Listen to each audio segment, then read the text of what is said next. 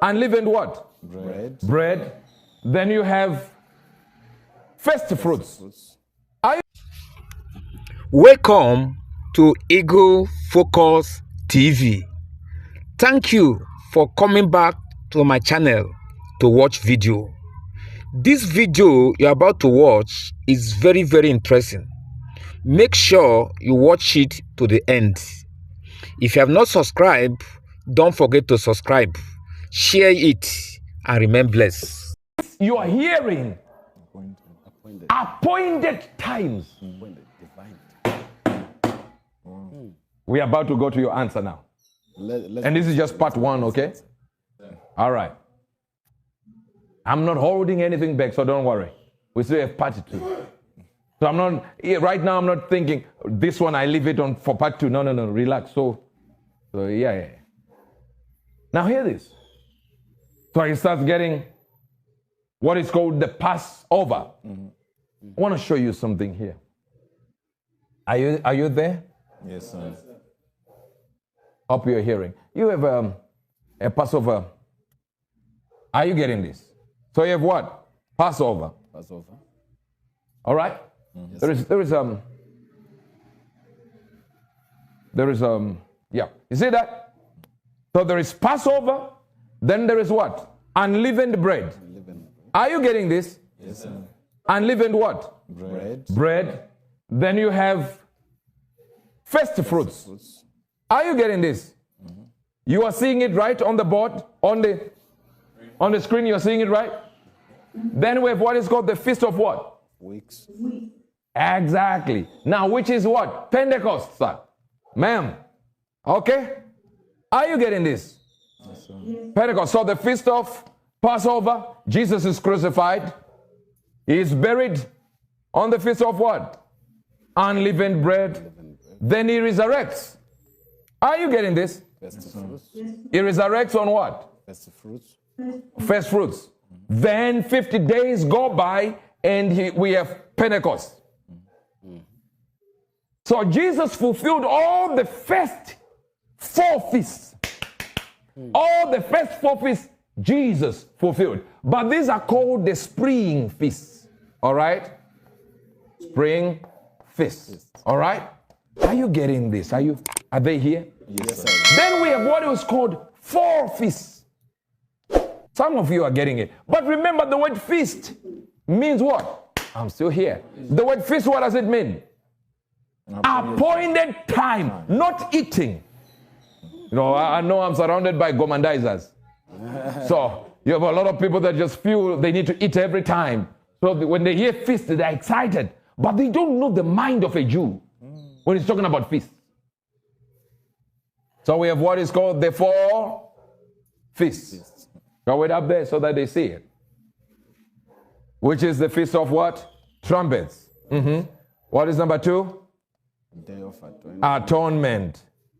Okay, and Feast of Tabernacles. Tabernacles. Okay, now, hear this. I want you to see this nicely. So between this and this is what is called the church age.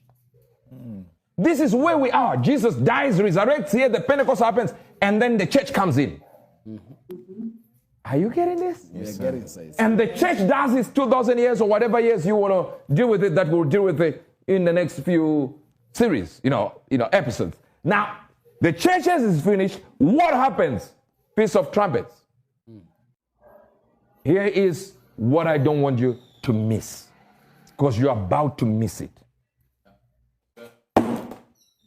The Feast of Trumpets, please listen. Everyone was arguing and figuring out, what is happening? No one knows. Here is what I want you to learn. The Feast of Trumpets. Number one, we have the Passover. He dies, buried, unleavened bread. First fruits, he resurrects. Pentecost. You know what happened on Pentecost? Some of your churches are called Pentecostal churches, which is a lie. And I've told you why. Now, and then we have trumpets. The problem with the Feast of Trumpet is here. The one, Jesus has already fulfilled these four. So, where next do you think is going? Trumpets. Here it is. I want you to notice this. The Feast of Trumpets is done in 3 sounds, distinct sounds. Repeated 11 times, you go 9 times, but repeated 11 times. Watch this. Meaning to say there are going to be 99 trumpets. They are all in all, there are 100 trumpets blown during the Feast of Trumpet. How many? 100. But 99 are in sets and different tones of blowing the trumpet. So 99 are made distinctly. And then we have one last one, which is blown after the 99. And guess what it's called? Last trumpet. And Jesus said, the last trumpet, at the last trumpet. What is he talking about? He's telling the Jews, the Feast of Trumpet is when I'm coming. No. You see, missing that. Let me explain another thing for them to understand. Because you're missing this. Jesus is simply saying this, but watch this now. I'm about to go there. Now watch this. Somebody. I don't know they're getting what I'm trying to say. Catching it. Are you catching this? If you're catching it, just wave your hand. So we know Jesus fulfilled all these feasts, and we are going to have time to unpack this. He fulfilled all these feasts, but the Feast of Trumpets is the next one to be fulfilled. So after this one, Rapture, this one, 7-year period, and he comes back, and that's tabernacles. He tabernacles himself with us here on earth. That's the 1,000 millennial rule. So he's going to fulfill this, but he is now to fulfill this. This is what is left now. This is next on the calendar. Trumpets. And yet the last trumpet of the 100 is called the last trump. I'll shock you in a few minutes. In a few minutes, you get what I'm trying to say. Because we still haven't answered why Jesus said nobody knows. I know. I know right now, like, no, I know what he's talking about. No, you don't. Relax. Are they getting this? They're getting it said. The problem with the Feast of Trumpet is this. Nobody knows when it comes. Okay, here it is. Why? Of all the feasts, they are signaled by a full moon. Hear me. So the word maybe 2 weeks. It is moving, and it's moving. We're talking about the Jewish calendar here. All right? Yes, sir. Only one feast. Only one feast. The Feast of Trumpets. Only one feast. You have to wait for the signaling of the first crescent moon. Let me show you. The first, just the first, that one. When you see that in the Jewish, during the Feast of Tabernacles, you know. Hear me? Hear me? Stay with me here. Stay with me. Don't lose me here. Don't lose me here. You will lose anything. You will lose everything I taught you. Here. So when you have that crescent moon, you have that they sent 2 witnesses out. 2 witnesses. Watch this. They sent 2 witnesses. Different locations on top of this mountain, on top of that mountain. And they are there to just monitor the first sign of the moon. And they run to the Sanhedrin and say, let's show like a bonfire. They put fire everywhere on mountains to alert all Jews that the Feast of Trumpet has started. So it was only controlled by God. They're about to miss it. They're about to miss it. Everything else, the full moon has to come and you see it. Everyone sees it.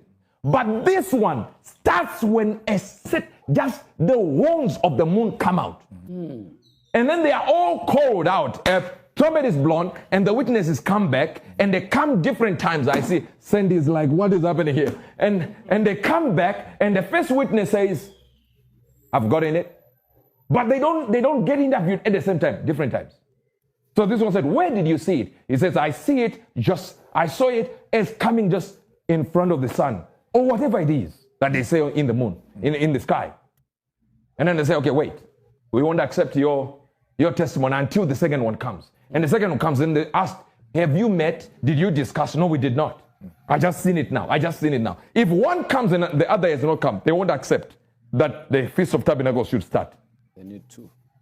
They need 2 witnesses. In the mouth of 2 or 3 witnesses, let the truth be established. So they come in and they agree. After they agree, they say, now the feast has started. Tell everyone, but not many times the Jews will be asleep. So when they wake up, half of the Feast of Tabernacles has already been done. So they push it to the other day. Do you know which day it is? Put the moons so that they see it. Scientifically, it's there. Look on the 23rd and the 24th. Exactly, of September. That's exactly when it will happen.